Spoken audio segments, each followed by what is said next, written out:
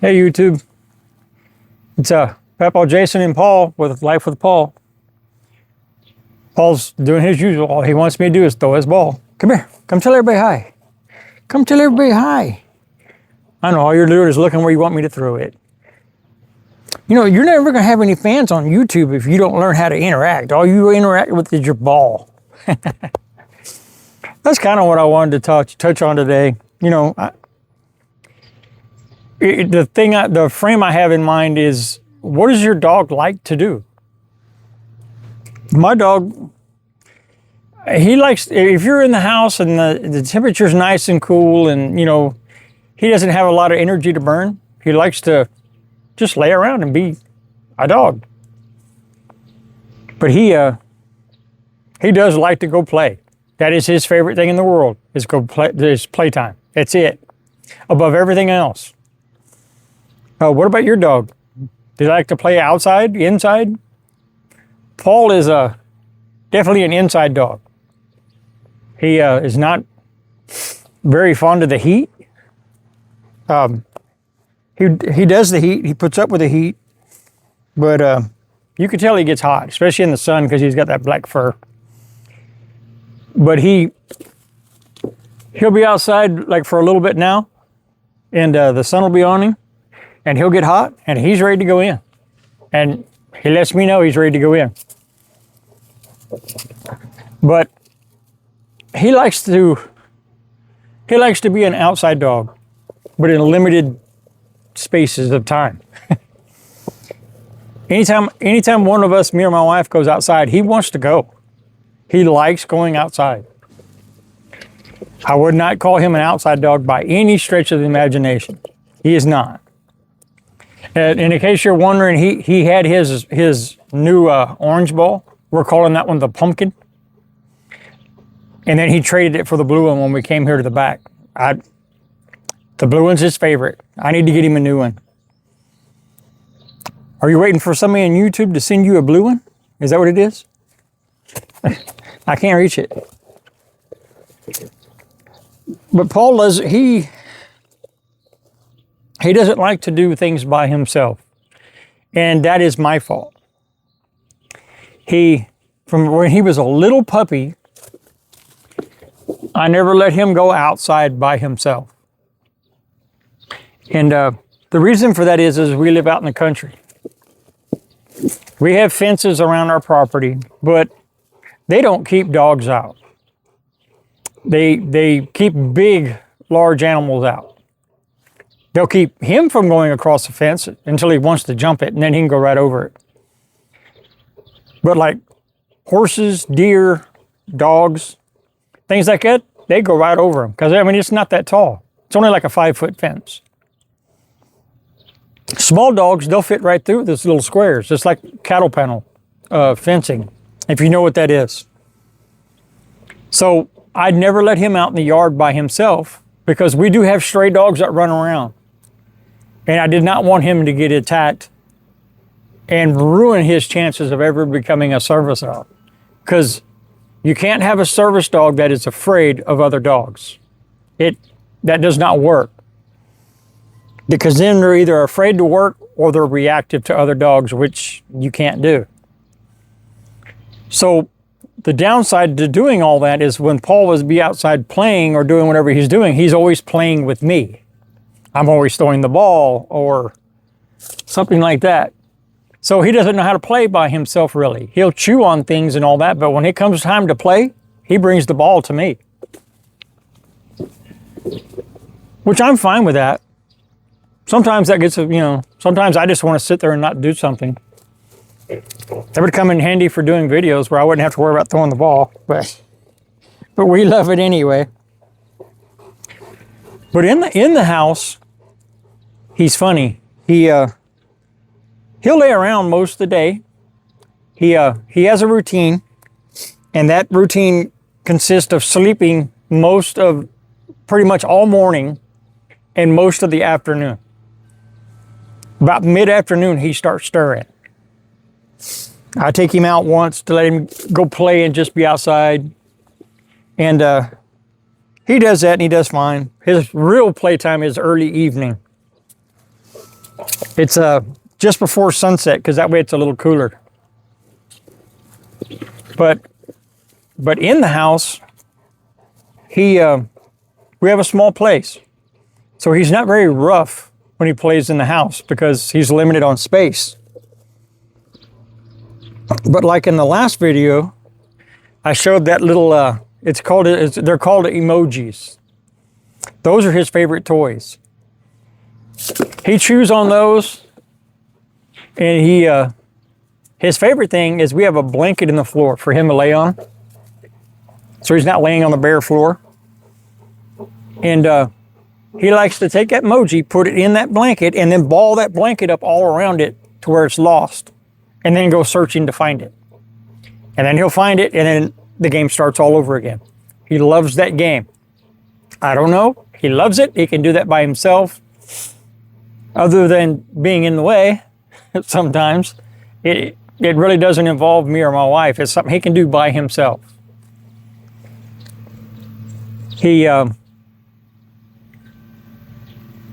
is constantly, if he's not sleeping or playing with something by himself, he is bugging me or my wife, and most of the time it's me because he wants me to pet him.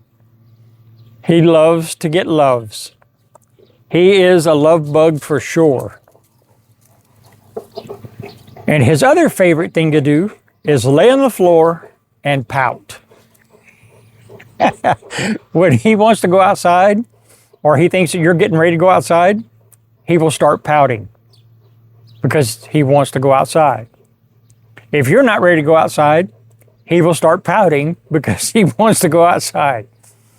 He lays out with his front paws stretched out like this, his face in between, and he won't move his head. He'll just move his eyes to look at you and give you the sad puppy dog look. It's really kind of funny, kind of cute. He's a brat. That's why I always call him a brat. He is a brat. I made him that way, so I can't blame nobody but me. But for Paul, pretty much, for our day-to-day routine out here at the house, that's pretty much it. His other peculiar thing he does is when it's time to go to town or go somewhere, most time for me it's a doctor's appointment, he knows it by what I'm doing. And did you get grass in your mouth? And he will, he'll put on an act like he doesn't want to go. It's really kind of humorous. Even to the point where when he goes out to get in the car, he's doing a little tremble shake thing, like he doesn't want to go. Except once you get him in the car and you get going, every time you stop, he whines because he's excited and wants to go in somewhere. He's a brat. He loves going in places. He loves meeting people. And he is a working breed dog. He loves working. If you give him a job to do, he loves it. And he takes his job seriously. A little too serious sometimes, but he knows his job when we're in town, when we're out in public, is to listen to me and to make sure my sugar's not low. When my sugar's low, he'll alert me and he'll let me know. One of these days I'll do it on a video and show you how he alerts. But he loves working. I mean, this kind of dog, especially these larger breed dogs, most of them are working dogs, and that's what they're bred for. And most of them, that's what they love. They love working. You give them a job to do, something to accomplish, man, they just thrive. It's like you watch them come to life. I think part of the time he thinks his job is to chase a ball. He's a very fast learner, which is the reason I wanted this breed. I did the research, and that was the reason I wanted one. I may be a little biased, but I don't think you'll find another breed of dog more intelligent than the Cane Corso. And that's why I wanted one. They're very enthusiastic. throughout most of the day, if you're at home not doing nothing, they're fine and content being a couch potato, just laying around sleeping with you. They're fine with that. But when it's time to go to work, he's all in. He's always eager to go. He's eager to do his job. He's eager to meet more people. The downside to him being a service dog is he is convinced that every time they go to a grocery store, everybody goes in that store just to meet him. He's convinced of it. We don't let him interact too much because he gets too excited, and then it's hard to control him and calm him back down. So most of the time when people ask if they could pet him or they could do whatever, he's got his vest on, and it's obvious he's a service dog. We just tell him, no, he's working, and we tell him, no, he'll get too excited. And that's the truth. Don't be afraid. If you have a dog that you're training in public, especially if you're training them to be a service dog, to tell people no. I found lots of videos that people didn't want to tell people no, that they can't pet their dog. Well, when your dog is working, your dog needs to be concentrating on what he's working on. Just explain that. People will understand. If they don't need to be petting your dog anyway. Okay. Now that I got off my soapbox, thank you. But these are the things that Paul loves to do. His biggest thing is he wants attention all the time. He is a cuddle bug. Oh my God. He is my uh-oh. Can you get it? Good boy. It went under the truck. He had to go get it. Good boy. He when the alarm goes off in the morning, if I'm still in bed, most of the time my low sugar has gotten me up already. But if I'm still in bed when the alarm goes off, he hears it and he knows I'm going to be getting up, so he cuddles up closer to you and puts the weight of his head on you. And he doesn't want to get up. He just wants to stay there. He wants to stay there and have you love on him and pet him and hug him and squeeze him, and yeah, that's what he wants to do. I call that his snuggle bunnies. He loves to do that. I've had other dogs in the past that they would not do that. Paul, whew, he loves it. There's nothing he would rather do than lay in bed all day long just snuggling until it's time to go play. Then it's another story. He, other than that, he's not too active. And that's mainly because of me, because I can't be too active because of my health. But Paul is fine with that. He, when he was a little puppy, he was very active. And then when he got older and got maturity age, he settled down. And like I said, he's good and perfectly content being a couch potato for part of the day, but there is parts of the day where he's got to get out and run and play and do this or something, or give him a job to do or something to burn off the excess energy. Because if not, he gets in trouble. That's when he'll start looking for things on his own to do, and that's usually when our dog will get in trouble. Give him a job to do, give him something to do to burn off that energy.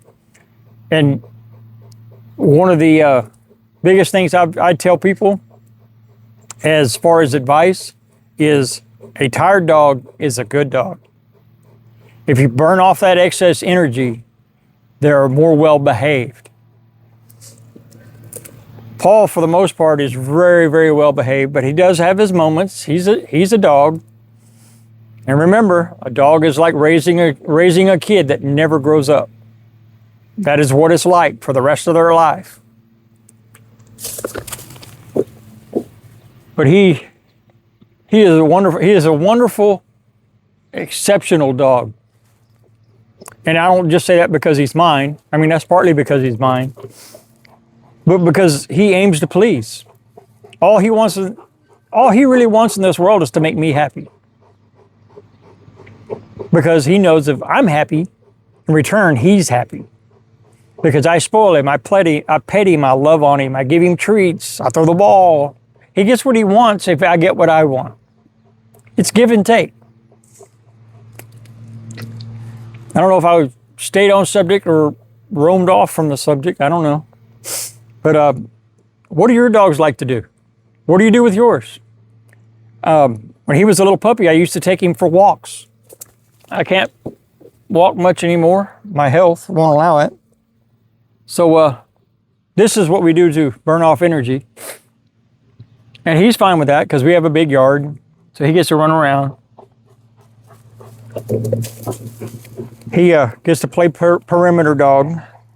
Every time we go out to go potty, we go out front. And it's toward the edge of the property at the fence line. He likes to walk the fence line and see what's been in and out of his property. He's not very, he wants to know what's been in his property, but he's not like overly aggressively dominant about it. He just wants to know.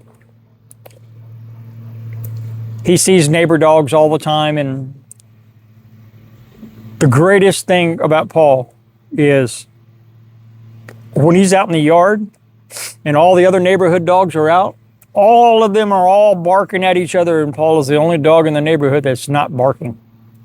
He does not bark outside. He doesn't. As long as he can see what he's looking at or looking for, he doesn't bark. In the house, that's a different story. He barks quite a bit in the house when he hears noises that he can't see what it is. He barks.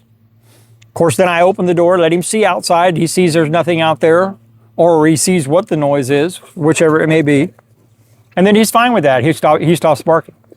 As soon as you open the door, he stops barking. But that's just one of his quirks. I'm not going to say all Cane Corsos are like that, because make no mistake, most of them are not like that. Most of them are more dominant with guarding and their territory than Paul is. And I think it's because I highly socialized him so well. It made him very secure in who he is and what his job is. He is not, oh, you're going to go over there now. He is not bite trained, and I'm not going to bite train him. That works great for some dogs. I don't want to put it in his mind anything about being aggressive at all. Not with him being a service dog, I don't. So he has no idea how to be aggressive. When he was a puppy, I used to take him to doggy daycare once a week. And he would get to play and interact with other dogs. I wanted him to know how to interact with other dogs. If I bring him out here and then he has no interaction with other dogs, then he doesn't know how to act within a group of dogs. So he knows a kind of a pack mentality, but the downside with that is then he thought every dog he saw he got to play with. Well, one day he's sniffing at the fence. The neighbor dog's out there, and he goes to give a sniff to the neighbor dog, and the neighbor dog stuck his head through the fence and grabbed a hold of his cheek and wouldn't let go. He didn't know how to react to that. He never had a dog act like that. Every dog he interacted with wanted to play with him. This one obviously didn't. It could have been disastrous with Paul's bite strength. But luckily, all he tried to do was get away. He tried to back up and get away from it. So it was no harm, no foul. Paul had a little sore on his face for a few days. No big deal. He had no reaction from that. He looks and approaches every dog the same. He wants to go play with them, which is a good thing. I was so worried about that.